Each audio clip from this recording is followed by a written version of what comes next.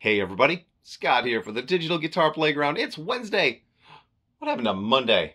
Well, let me tell you, I'm just going to have to face the facts that 2 videos a week is all I'm willing to put in the time for at the moment, because I'm getting back into recording.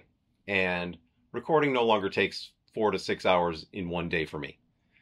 I spend a lot more time thinking about it, editing myself, and what I've recording tons of tracks, and then pulling back and blah, blah, blah. I know more about the mixing process, so the whole thing takes longer. And today, it is utilizing an old piece of digital guitar gear, the oldest one that I've ever had. Not this particular one. I had one exactly like it that I bought in 1987. This one was built in July of 1987, when I was 20 years old. And there's a whole story about it. And I have a song to go with it. Shall we?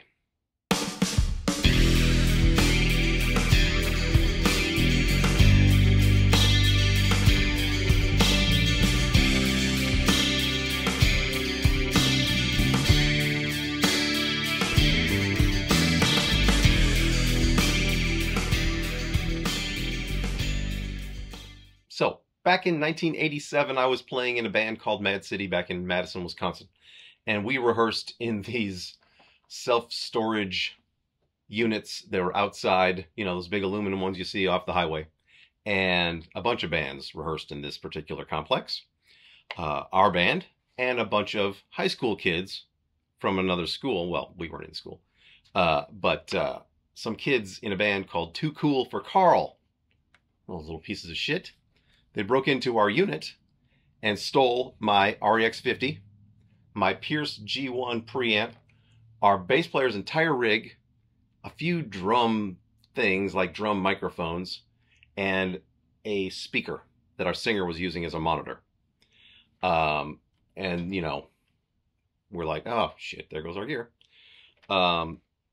And a year passes, pretty much, and I see an ad in the local paper, Too Cool for Carl, those little buttholes, were playing at a club downtown. So I went to the club downtown. Before they opened up to let people in, they let me in because I spied through the window my REX50 on top of the guitar player's rig. I had the serial number. I was on the job back then. And the bartender let me go up onto the stage. I checked the serial number with the one that I had. It was mine. I unplugged it, took whatever else that was on the stage. There were really only 2 things on the stage, which is very sad. There was the REX50 and the speaker that our singer was using, although he was not in the band anymore.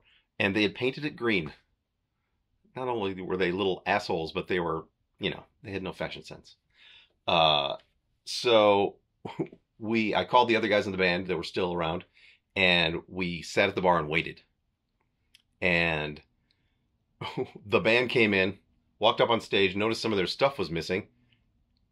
All had a little huddle over in the corner. Didn't say a thing to the bartender. Here's the thing. If I was not guilty and someone had taken some of my shit, I would have hightailed it to the bar and said, what the fuck happened to my shit? But these kids didn't do anything. They just went about their business and tried to play their set without some of the stuff. Long story short, the police didn't do shit. These little assholes in the band Too Cool for Carl from Madison, Wisconsin in 1987, 88, got away with this shit, claiming that they bought the gear from a black guy.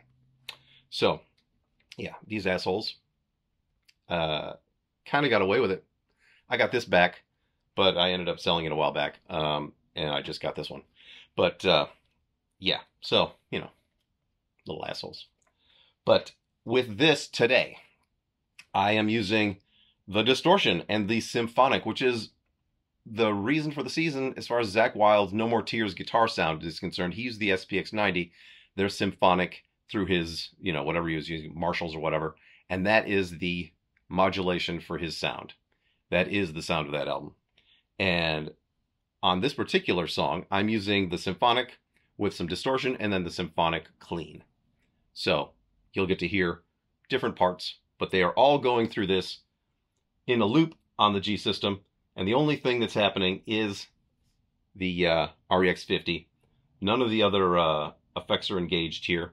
I am getting reverbs and compression from the Logic, though, because the reverbs in this thing are awful.